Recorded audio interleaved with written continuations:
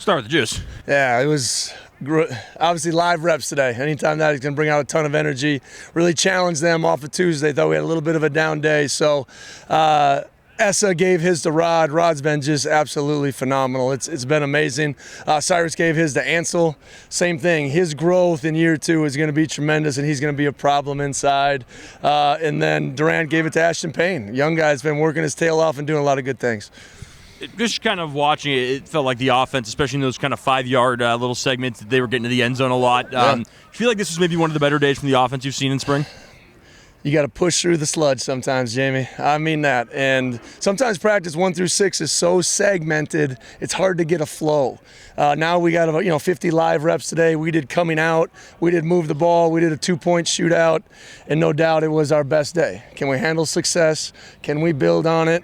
Thought John was extremely sharp all day and went out there and made some plays. And it's good to see the receivers in live situations, do some yards after catch. So excited where they're at. I thought we ran the ball efficiently today, and that kept the chains moving, and we had good success in the red zone. Talk about the running backs a little bit. I mean, it seems like it's very much a very evenly split reps between Dylan, Wayshawn, Leo, and Juvenski. Is that kind of what you guys are trying to do? Just give everyone the same reps and kind of see who emerges? We got a goal, and when 15 practices are done, we got the exact same reps, the exact same carries, and let the film do the talking. I thought this was Leo's best day to see some urgency. He's a guy that we need to have a little more intent on a daily basis, but you saw it today, what he can do live. Wayshawn did some good things, and I think DP and Javinski continue to carve their role out and keep pushing. So another good day for the backs and our best day of running the football. Coach, you talked a little bit about the defensive front, the talented defensive front during the scrimmage on Saturday. Can you tell us what we need to expect and what is so impressive to you about that group? I think they've gotten off to a really, really fast start. I think interior-wise, we're not just big and strong, but we're athletic. I think David is as good as it gets, really, and who we're going to play. And then Ansel and Khalil have really elevated their game. Jernias is that kind of spark plug. And I think, Cyrus is kind of that hybrid guy. He's that mix between RJ and BJ. I really mean that when you see him play. Nusi's been great. Bobby's coming along. I just think we're finally have a little bit of depth there. So you can keep them fresh, and those guys can go out there and make plays. And can you talk a little bit about, it looked like the quarterback, whenever John's coming off or whoever is out there, someone comes off and he's talking with all the wide receivers and stuff, or maybe talking to Dollar or talking to someone like that. Can you talk about the chemistry? Well, we talked about that. Sometimes when you have so many people competing, first 2 quarterbacks, 3-4 quarterbacks, and about a group of 8 to 10 receivers, it's hard to gel. And we talked about needing that over these next 5 practices. So I think it's just those guys getting on the same page. Here's our second main day in the red zone. So you got to be seeing things on the same page, and we just urge communication. And that's obviously out here, but having hard conversations behind the scenes too to make sure that we're right. So fight to get on the same page is a thing we talk about a lot. And what is it? Practice 8 of 15. Practice you kind 8. of talked about the getting through the sludge of the stuff. How do you make sure that every one of these practices counts? And I guess what are you looking for? Right now? We challenged the mentality wasn't right on Tuesday. We came out here just to get by, and that wasn't it.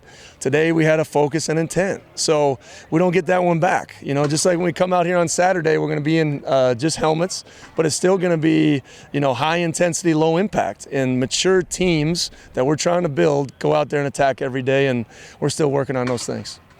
Nusi with the almost pick there. What did you see on that play? I can't wait to see that one on film. And then we're going to show it to the whole team, too. He had it, he dropped it, he had it, he dropped it. It's a big man dream for a pick 6, and just kind of slipped through his fingers there. But good play because he missed it yesterday. Now he took it, and then it's right there. He's got to make it. You mentioned how well you guys ran the ball today. How much of that was on the offensive line getting the push up front? A little bit of both, Greg. We thrive on light boxes. Our offense is due to create that. It's tempo. It's getting the D-line tired. We went in the first scrimmage just saying we're going to run to run. Today, now you saw kind of the full complex of the offense. A lot of good RPOs off of that. Getting the light box we wanted and getting downhill. So, once again, it's a whole. I don't get too high or too low in practice in any time in spring, right? But we need to get the work that we need to do to make sure we're getting better. And the run game's been a huge emphasis. It continually gets better, and I think you saw that today. What's Coach Casper doing with the offensive line? What's he kind of emphasizing in terms of getting those guys, in shape? Well, I just think the big thing, talking to all those guys, there's a new energy in the room, and I think that's positive, right? And that's nothing to do with Clay. It's just there's a good energy in what they're doing. I think they're really communicating and responsive to the new techniques, and I think that's the biggest position. We will go as they go. Okay, as an offense and as a team, we will go as the offensive line goes. So I thought we've done a good job with all those guys really understanding that. And the biggest thing I told them, same thing after Saturday, no excuses. I don't care who's in there. We need to be progressing and moving forward. Thanks, Coach. One more. One more. Jamie got a text. Here we go.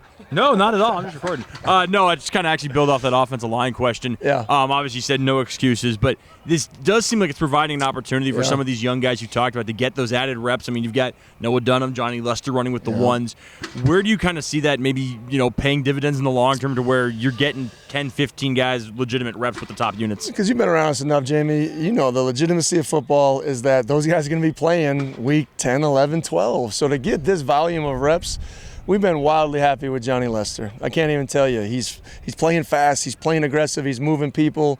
Noah Dunham, once we get another kind of summer of strength, I just feel like he's got that it factor to go out there and move it. And Rod Talavea just completely elevated his game.